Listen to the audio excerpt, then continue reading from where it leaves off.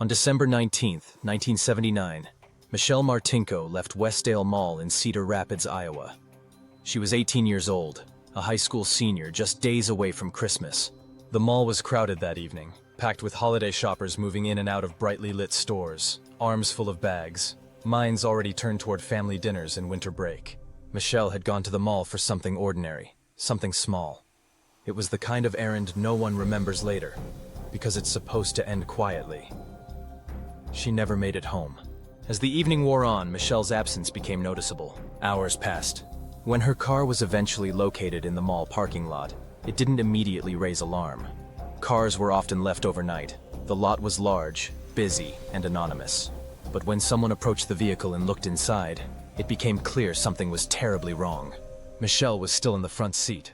She had been violently stabbed dozens of times. The wounds showed the attack had happened at close range, inside the car, in a confined space where there was nowhere to escape. There were signs of a struggle, evidence that Michelle fought back, that the attack was sudden and overwhelming. Whoever did this hadn't fled in panic. They had stayed. They had continued. The realization hit fast and hard. What had been a normal shopping night became a crime scene frozen in shock. Police arrived quickly. The area around the car was secured. Investigators began documenting every detail of the parking lot, the vehicle, the position of Michelle's body. This wasn't a hidden place. It wasn't isolated. It was a public space where hundreds of people had passed through that night. That fact alone made the crime feel terrifyingly random. The city reeled. In the days that followed, Cedar Rapids was flooded with fear and confusion. Parents warned their children not to go out alone. People replayed their own routines in their heads, wondering how close they might have come to crossing paths with the killer. Investigators worked non-stop. Tips poured in by the hundreds. Witnesses came forward saying they had seen a man near Michelle's car. A suspect sketch was created and widely circulated. At the time, it felt like the case should be solvable.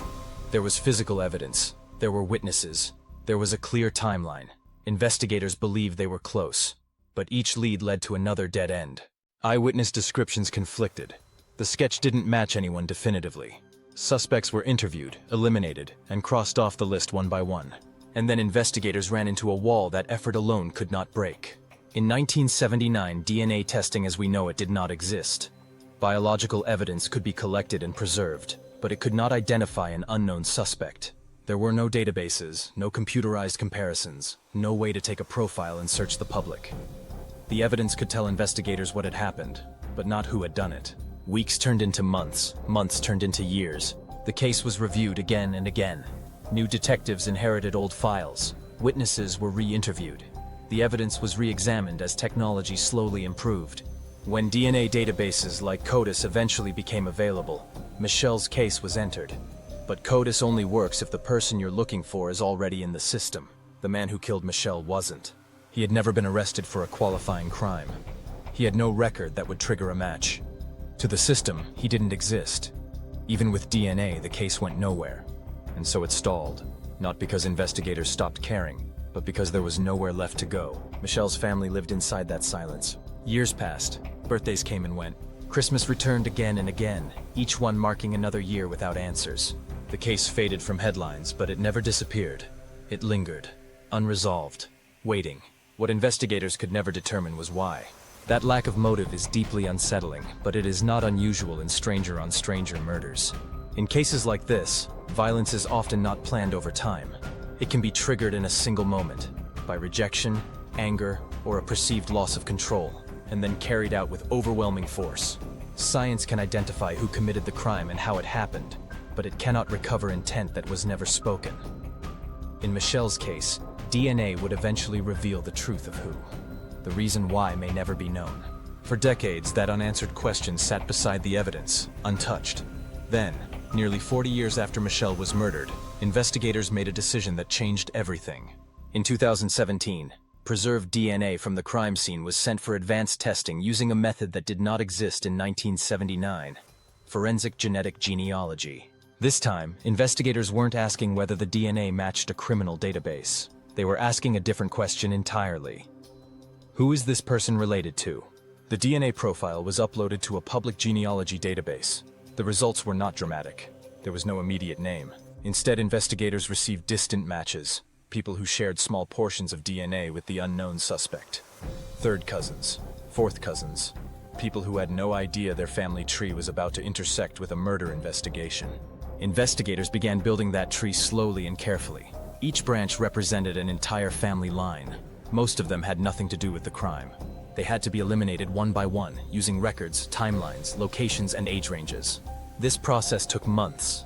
It required patience, precision, and restraint. One wrong assumption could send the search down the wrong path entirely. But eventually, the branches narrowed. One name remained at the center of the tree: Jerry Burns. Jerry Burns did not know Michelle Martinko. There was no evidence of a prior relationship, no history of stalking, no shared social circle. Burns had lived quietly in Iowa for years. He worked, he had relationships, he blended into everyday life. He had no significant criminal history. He had never been publicly suspected. He was the kind of person traditional investigations often miss, the kind who benefits most from time passing. In 2018, police obtained Burns's DNA. When it was compared to the evidence collected from Michelle Martinko's car in 1979, the match was conclusive. After 39 years, the truth finally had a name. Burns was arrested and charged with first-degree murder. The arrest itself was quiet. There was no dramatic chase, no confession, just the sudden collapse of a life that had existed freely for decades. In court, the DNA evidence told the story that witnesses never could. In 2020, a jury found Jerry Burns guilty. He was sentenced to life in prison without the possibility of parole. For Michelle's family, justice came late, but it came with certainty. This case was not solved because someone talked. It wasn't solved because a witness remembered something new after 40 years. It wasn't solved because of luck. It was solved because evidence was preserved long enough for science to be ready. For nearly 4 decades, the truth waited, and now it speaks. This is Decades in the Dark, where science brings the past to light. Subscribe for more stories where justice never expires.